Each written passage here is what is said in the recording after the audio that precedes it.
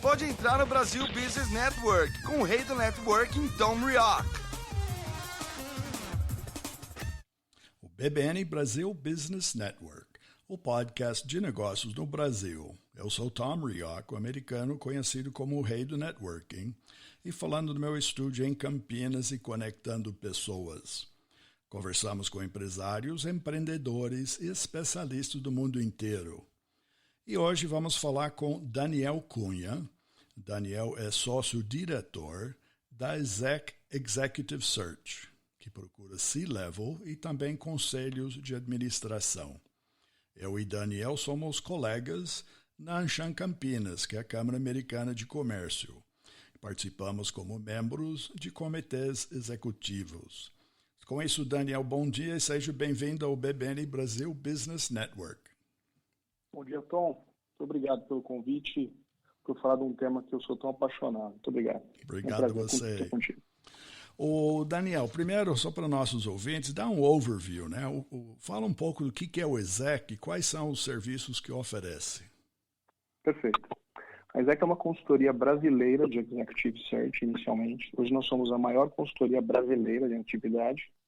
É um grupo de 14 sócios e mais de 50 pessoas atendendo 3 unidades de negócio. A primeira, a seleção de executivos, onde a gente se propõe a identificar, recrutar, acompanhar e desenvolver executivos aqui no mercado brasileiro. Isso representa mais ou menos 70% do nosso negócio. Os outros 30% estão divididos em uma entidade focada no desenvolvimento de executivos, com programas de coaching, assessment, programas de cultura, em forma geral, desenvolver soft skills.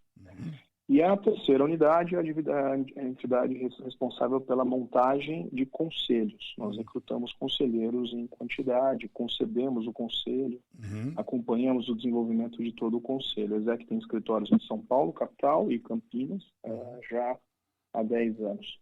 Adicionalmente, nós somos também sócios de uma entidade global de Executive Search chamada Panorama Search, em que nós lideramos essa rede de sócios headhunters aqui na América Latina. Então, nesses 3 primeiros que você falou, no Executive Search, seu cliente é uma empresa, é isso? E também em toda a nossa atividade, a gente tem um vínculo comercial com empresas, somente, e um vínculo de confidencialidade com profissionais da área que você coloca à disposição para participar dos nossos processos. Entendi. Mas, em primeiro lugar, normalmente é uma empresa que está te contratando. Sim, sempre a empresa, sempre somente. Os processos são abertos para empresas e aí um processo típico envolve com que, por exemplo, se nós formos recrutar um diretor financeiro, a gente vai avaliar todo o mercado e buscar pessoas que são adequadas àquela posição. Isso é o que a gente faz prioritariamente. E como você comentou, a Panorama está de fora, empresas multinacionais vão te procurar para profissionais aqui no Brasil, para operações brasileiras, é isso? Exatamente, realmente são através do relacionamento com os nossos sócios pelo mundo afora, são mais de 40 escritórios no mundo, a gente conduz processos de seleção geralmente para subsidiárias brasileiras de grupos multinacionais. Uma parte também a gente é responsável pela internacionalização de grupos nacionais, em que a gente recruta profissionais para empresas brasileiras com apoio desses nossos escritórios de parceiros pelo mundo. Aí no sentido da empresa brasileira vai abrir operações lá fora, é isso? Isso. Legal. Bom, a razão que eu entrei em contato com você, alguns dias atrás você fez uma colocação, um post lá no LinkedIn, né? Você postou um artigo sobre justamente empresas que estão adotando o trabalho em casa para funcionários como algo permanente, né? Que a gente vem assistindo, nos últimos meses, a empresa obviamente fecharam as operações, todo mundo para casa, pessoas assumindo uma forma de trabalhar dentro de casa, da melhor forma, fechando escritórios do ponto de vista de saúde, etc. Mas agora, nesse artigo que você colocou, você vê e disse que aparentemente isso vai se tornar permanente. O que você está sentindo que está acontecendo? Primeiro lá fora e se você acha que isso é a tendência no Brasil. Conversando com sócios lá fora, a gente não vê muita diferença do que está acontecendo, o que a gente tem vivido no Brasil e o que eles têm vivido lá fora. A diferença é o timing. A China entrou primeiro, já saiu, está saindo. E à medida em que a pandemia vai se alastrando e vai atingindo o pico em alguns locais, a gente vai percebendo que tem sido realmente uma tendência global. Então, é muito curioso, onde hoje existe mais similaridade entre a operação de empresas, por exemplo, aqui em Campinas e na Alemanha, do que até com uma empresa que está em Campinas e outra comparativamente a uma em Valinhos. Se elas têm um nível de governança mais alto e trabalham nesse sentido, a gente percebe que o impacto é o mesmo. Quais são os principais impactos que a gente tem assistido? O primeiro é que a discussão da transformação digital nas empresas, especialmente empresas de serviços, ela vem já há algum tempo, a gente está acostumado a juntos lá participar de vários eventos em que as pessoas falam sobre esse tema, mas ela foi absolutamente forçada há 1 mês e meio, 2 meses atrás. Empresas que não estavam prontas para trabalhar home office tiveram um problema de descontinuidade das suas operações. Sim. O que numa empresa de serviço, se você avaliar, não precisaria ter vivido isso, era só ter se preparado. Então, nitidamente, a pandemia ela forçou coisas que na nossa leitura são definitivas. Eu, na minha interação com executivos de empresas todo dia, tenho trabalhado com pessoas fazendo entrevistas e reuniões todos em casa. E eu acabei acostumando com a dinâmica da pessoa estar fazendo a reunião comigo, o cachorro chegar no colo, o filho entrar e brincar. Isso virou o que a gente chama de um novo normal. Essa é uma das vertentes do novo normal. Eu tenho sérias dúvidas sobre negócios, por exemplo, no ramo imobiliário, em que hoje em dia não necessariamente uma empresa vai precisar de todo aquele metro quadrado que eu ocupava. Esse metro quadrado talvez seja o mesmo, mas distribuído na casa dos funcionários. Ergonomia na casa de um colaborador, por exemplo, hoje virou assunto da empresa. Então, é muito curioso. E me chama mais a atenção são as macro tendências, quando a gente começa a observar o que pode vir além disso. Com a contratação de alguém, nós na ESEC já conduzimos processos durante a pandemia em que nós fomos demandados por uma empresa já numa situação de home office, o processo iniciou, a gente conduziu o processo inteiro à distância. A pessoa assinou um contrato de trabalho à distância, não pôde estar na empresa, porque a empresa está fechada por ordem governamental. E a pessoa já começou a trabalhar de sua casa, uma dinâmica totalmente diferente e impensável há 6 meses atrás. Agora, será que esse colaborador ele necessariamente tem que ser um brasileiro? Será que uma empresa, por exemplo, baseada em Singapura, hoje não pode estar conduzindo processos seletivos em que um brasileiro poderia participar? Vencidas as questões de forma de pagamento dessa pessoa, câmbio, a forma de trabalho, os métodos, desde que você consiga avaliar a performance dessa pessoa trabalhando à distância, ela pode estar em qualquer lugar do mundo. É só uma questão de tempo. Essa é a minha sensação e percepção. Eu tenho outro podcast que é o Talk do Brasil, né, que é um podcast em inglês, e também nesses últimos meses, como antes, entrevistando pessoas do mundo inteiro, muitos de China, Singapura, que você mencionou, Austrália, a Europa. Muitos deles, quando você falava de uma realidade global, muitos deles já estavam acostumados disso antes, né? Alguém de uma empresa multinacional anterior, ele vivia de um cenário bastante, vamos ver, de uma transformação digital, já era normal, né? Muitas pessoas na área administrativa, tudo etc., já trabalhando com iPad ou telefone, não necessariamente necessitando lugar fixo, né?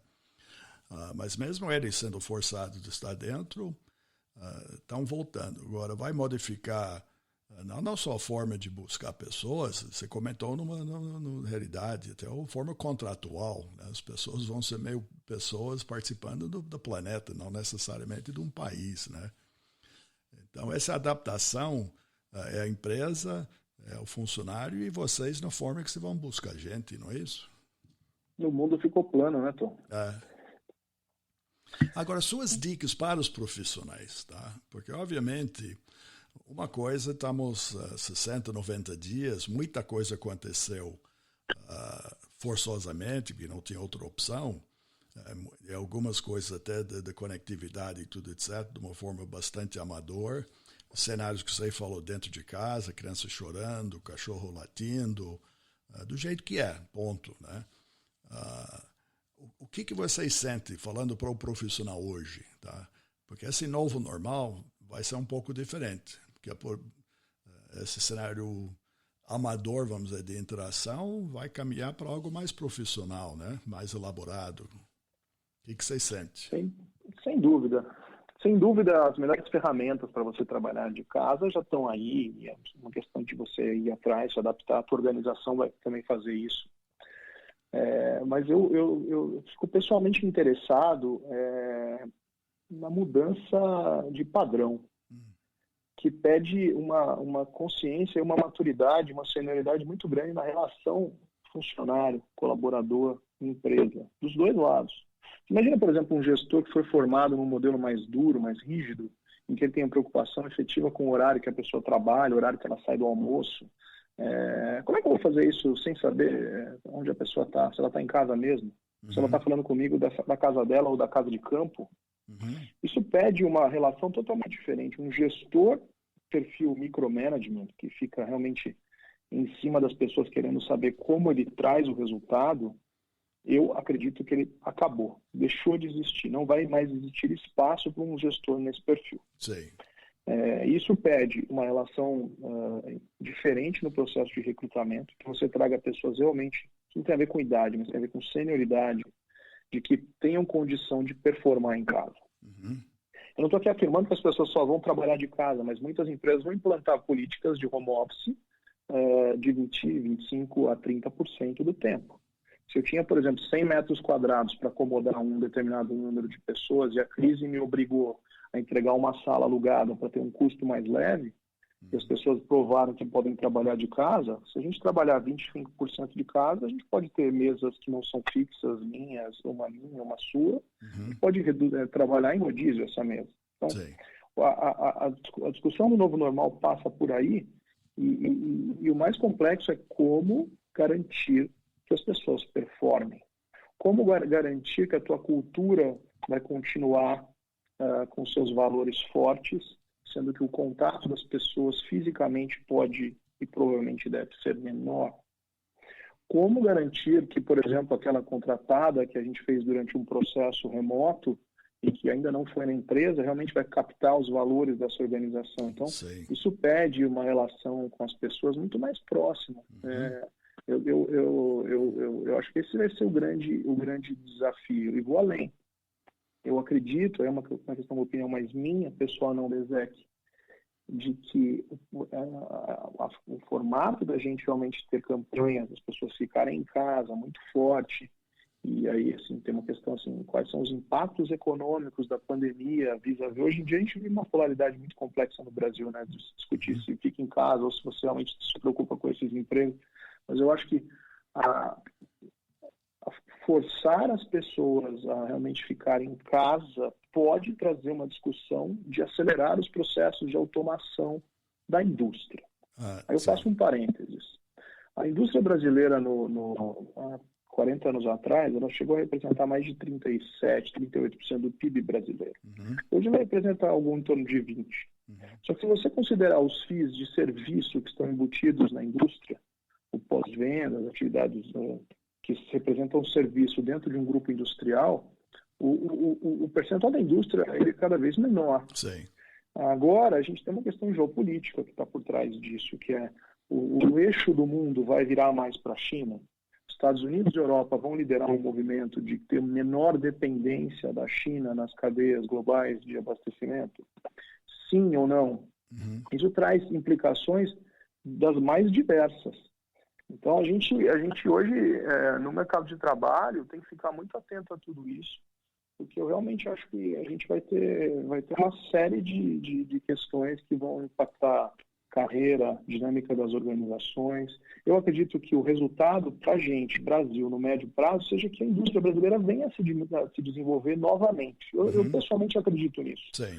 Mas o que traz um alento para quem faz atividades de engenharia, enfim, processo, qualidade, está mais ligado à indústria, especialmente aqui na região de Campinas. Bom, isso sem dúvida concordo com você, mas eu vejo alguns aspectos nesse cenário de, vamos falar, de trabalho em casa, mas que vem também do passado e uma estrutura corporativa mais global, de uma necessidade de garantir compliance, né? Hoje a gente vê e vive numa realidade de cibersegurança, né? Ou insegurança cibernético, e o parte de confidencialidade de informações, né? Então esses são aspectos nessa. Obviamente, a pessoa pode trabalhar de casa ou no quintal, em algum lugar, mas como fazer isso inserido no compliance? E quando nós falamos da conectividade, de que os sistemas que têm acesso, que é possível nessa transformação digital, sejam protegidos, né? Porque os hackers também não estão dormindo. Sim. Isso é um desafio para todo mundo. Agora, eu acredito que vai pedir um nível realmente de maturidade nas relações de trabalho muito fortes, porque a minha opinião sobre isso é assim, muito provavelmente informações sensíveis podem vir a público, muito provavelmente. Lembrando que hoje existem sites em que um funcionário pode dizer lá o que acha da sua empresa, o que a empresa tem de bom e o que a empresa tem de ruim. E muitas vezes eles colocam até informações sensíveis lá, um ex-funcionário, muitas vezes. Isso pode acontecer. Agora, a ferramenta vai dizer qual o IP da máquina que soltou essa informação, em que dia e horário, enfim. Responsabilizar as pessoas, acho que vai ser o grande mote. E a questão passa mais por aí, não por controle e processo necessariamente. Obviamente que a minha visão é uma visão mais executiva, né? Sim.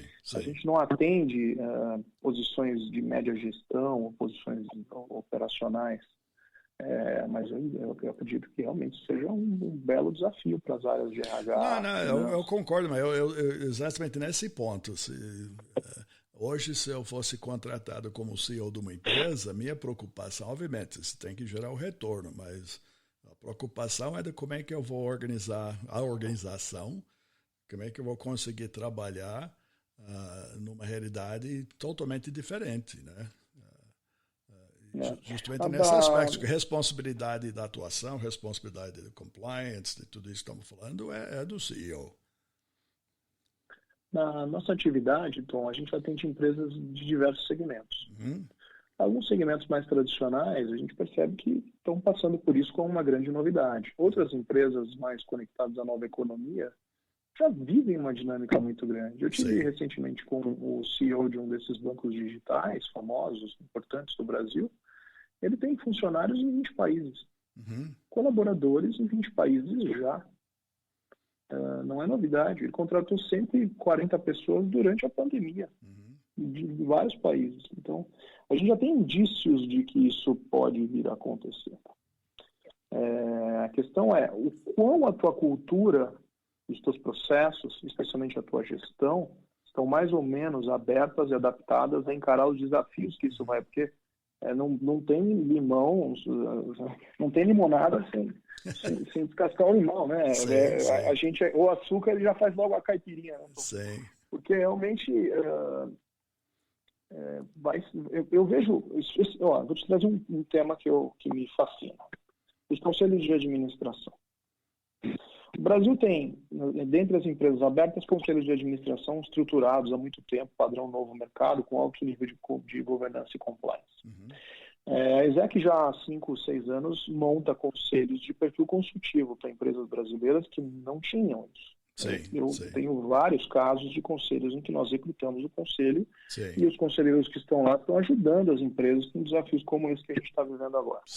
Pois bem, eu sou abordado toda semana por executivos sêniores que eu conheço a carreira impecável, se colocando à disposição dos seus 40 anos, 50 anos de carreira, muitas vezes, para empresas que estão vivendo mais uma crise, e eles já viveram muitas crises. Agora, muitos deles, com perdão aqui, não têm mídia social, não sabe se comunicar com o público no meio digital. Como é que no conselho ele vai realmente opinar com propriedade sobre o que a gente vai viver? Então, existem hoje muitos conselheiros que provavelmente, assim como alguns executivos do micromanagement, vão ficar pelo caminho. E isso abre espaço para uma oxigenação de diversidade, de gênero, de ideias, de idade, de uma série de coisas, porque é uma É uma crise que tem facetas novas, que a gente não estava acostumado. Não, eu lembro, inclusive, uma reunião que eu acho que nós participamos junto na Anshan, acho que foi em novembro, se não me falha a memória, que veio o pessoal falando justamente da transformação digital. O foco era em CEOs, né? Que esse grupo que nós participamos é eminentemente CEOs. E a colocação que eles fizeram naquela reunião é que o Brasil, naquela época, e a América Latina, tinha o menor índice de transformação digital de CEOs. Tá? E justamente naquele próprio reunião, estamos falando, o próprio Anshan estava implantando um app, né? Um app para divulgar os seminários, participações, para criar realmente uma forma de interação entre as pessoas. Mas justamente esse grupo dos executivos, muitos estavam fora, não estavam assimilando essa transformação digital ou delegando para um outro, né? Então, acho que esse contingente, como que você está falando, ou muda ou vai afundar com o barco, não é isso? Eu tenho tido reuniões com executivos que eu preciso conectar, às vezes, 10, 15 minutos antes para ajudá-lo a instalar o Zoom, a instalar um Microsoft Teams, umas ferramentas que a gente tem usado. Mas é que a gente já tem trabalhado com ferramentas mais avançadas, projetos colaborativos entre as pessoas, liderados por uma das sócias da nossa área de desenvolvimento. O quão você tem essa aptidão e abertura para testar essas ferramentas de maior colaboração, você pode ganhar muito tempo, entendeu? Você pode sair na frente, porque uma coisa que é comum de tudo que eu leio sobre as crises, as pandemias e tudo isso que a gente tem passado, porque é tudo novo, eu tenho 43 anos de idade, é de que quem tem mais sucesso na linha do tempo é quem teve dentro da sua organização um pequeno grupo para continuar cuidando e olhando o longo prazo. E quais são as implicações do longo prazo? Porque o que está acontecendo na maioria das empresas hoje em dia é que uma agenda de curto prazo se impôs. Gestão do caixa, medidas duras, relacionamento com o sindicato. Agora, quando isso acabar, a empresa A e a empresa B, se ela fez a lição de casa e continuando olhando os investimentos de médio e longo prazo, é o que vai fazer a diferença. Então é uma fase realmente muito, muito especial isso que a gente está vivendo. Eu vejo pessoas oscilando, pessoas que se sentiam muito produtivas por home office inicialmente, depois foram impactadas por uma certa solidão dessa nova rotina em casa, e muitas vezes para as mulheres difícil lidar com os filhos em casa, a escola colocou os filhos em férias e ter que lidar com dupla, tripla jornada, quádrupla agora, né? É desafiador. Então, você realmente conseguir performar nessa dinâmica, olha, ninguém tem, é igual a crise nossa aqui, ninguém sabe exatamente o que está acontecendo, né? E o que vai acontecer. Eu entendo e concordo, mas eu vejo, você falou do limão e limonada, todo esse cenário para o profissional é uma oportunidade de se prontificar para esse novo normal, né? Ao nível, porque tem muita oportunidade. Você falou da área fintechs, e pessoas que eu tenho entrevistado, tem muitas empresas, tem empresas que estão crescendo, estão contratando, estão indo muito bem. Tá? Nessa parte de tecnologia que falamos, do parte de segurança cibernético, enfim, a parte de saúde. Né? Então, se tem empresas que estão crescendo, vão crescer, a área agrícola no Brasil continua sendo forte, e como outros, né? Mesmo logística. Então, tem uma realidade, tem um horizonte promissor. Mas, ao nível do profissional, tem que aproveitar o tempo, se reorganizar, porque o ponto que você está mostrando naquele posto é que o mundo depois vai ser diferente. A forma de contratar, a maneira de trabalhar é diferente. A gente, na divisão de Leadership Advisor, nossa divisão de desenvolvimento de executivos, a gente tem uma ferramenta de avaliação, de assessment, de consciência digital. É uma ferramenta que foi desenvolvida junto com nossos parceiros na Europa e já foram submetidos mais de 40 mil executivos a esse assessment. Esse assessment não compara, dentro do teu corpo de executivos, quem tem maior aptidão ou não. E muitas vezes não é conhecer mais a tecnologia, é ter mais abertura para. Entendeu? Você tem um conjunto de competências, eu não sou necessariamente a melhor pessoa a entrar em detalhes, mas basicamente avalia se uma pessoa tem mais aptidão e amadurecimento ao digital. Sim. Eu tenho percebido que hoje, por exemplo, uma das competências que provavelmente vai ser comum em todo o processo seletivo é a capacidade de um executivo ou de uma executiva de realmente lidar bem com o inesperado. Muitas pessoas agora se chegar numa situação em que, e agora? O que eu faço? E aí, ou a dúvida ou o medo, a pessoa trava, gera um bloqueio, falta de reação. Sim. E as pessoas que estão fazendo diferença são as pessoas que lidam melhor com esse inusitado, com mais curiosidade, com mais energia, entendeu? Sim. Isso vai ser decisivo na carreira de muita gente. Mas tem que mostrar que tem sangue na veia e ela funciona, né? Pois é. Bom, mas essa parte você falou, é consciência digital? Essa é a palavra que você usou? A gente chama o espanhol chama de madurez digital. E em inglês a gente chama isso de digital mindset. Digital mindset. Então, isso de fato é o novo normal 2020. O de 2020 O de 2020 hoje eu não consigo te dizer qual vai ser. Bom, Daniel, nós estamos chegando no fim do nosso tempo. Quero primeiro agradecer o tempo que está com a gente, mas suas conclusões finais, olhando para o lado da limonada bastante saboroso, qual é a sua visão de frente aqui no Brasil e no mundo para nós, os profissionais que estão nos ouvindo? Eu vejo em alguns setores uma oportunidade, realmente, se você é um executivo que estava tentando trazer a tua organização para um ambiente mais moderno, você tem hoje uma abertura maior dos conselhos a fazê-lo. Você tem uma abertura maior dos seus pares a fazê-lo. Então, hoje em dia, apesar de todas as dificuldades encontradas, dá para fazer muita coisa sem necessariamente você fazer grandes investimentos. Muitas ferramentas escaláveis, baratas, podem ser usadas. Acho que estar próximo do teu time, ouvir as pessoas. As pessoas hoje têm muitas... A gente pode viver uma crise de saúde mental, porque muitas pessoas estão passando por grandes dificuldades. É inegável que a gente vai ter um volume de pessoas sem emprego e realmente os impactos econômicos eles são sem precedente para alguém da minha geração, da geração dos meus pais. Então, eu acho que a proximidade entre as pessoas, ela pede que seja maior agora. Esteja mais próximo dos teus liderados, dos teus pares, dos teus gestores, primeiro. Segundo, ajude a organização olhando a coisa sobre uma ótica mais moderna. Se você tem uma visão mais curiosa, procura trazer isso. Você é um profissional de recursos humanos, avaliar hoje e conseguir medir isso é muito importante, porque as pessoas têm, eu acho que é assim, mas não mede. Se você não mede, você não consegue realmente ver se é efetivo. E existem ferramentas hoje para tudo. Realmente agora é um momento de mais compartilhamento.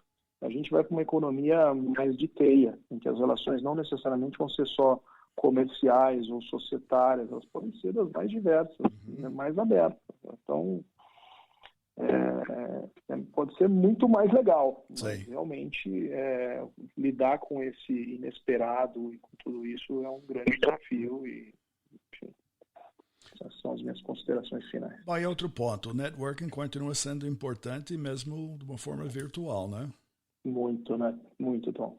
Sem dúvida. Acho que eu trabalho no mercado financeiro em 97, eu assisti uma palestra de um professor de Harvard, ela me marcou muito. Ele falava assim, o que é o talento? E ele colocava um triângulo, que ele falava que a base é berço.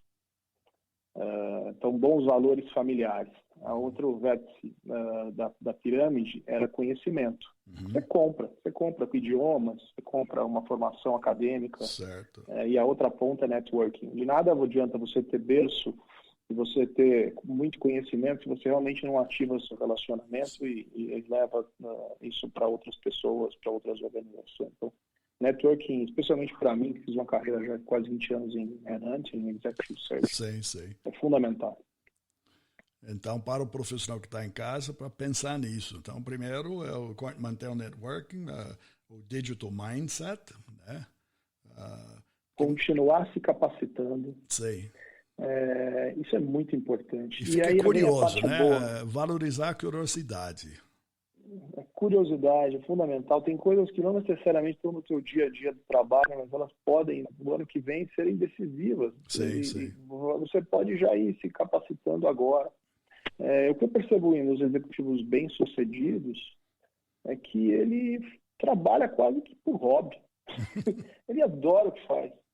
E essa curiosidade, se sentir desenvolvido com frequência e aprendendo com as pessoas. Hoje em dia tem tanta plataforma de educação, de cursos, tem tanta universidade de ponta hoje disponibilizando cursos até de forma gratuita. O acesso está aí. Essa é a parte boa de tudo isso. É só ir lá e se capacitar. Você é responsável pela tua carreira, né? Você é responsável pelo teu futuro.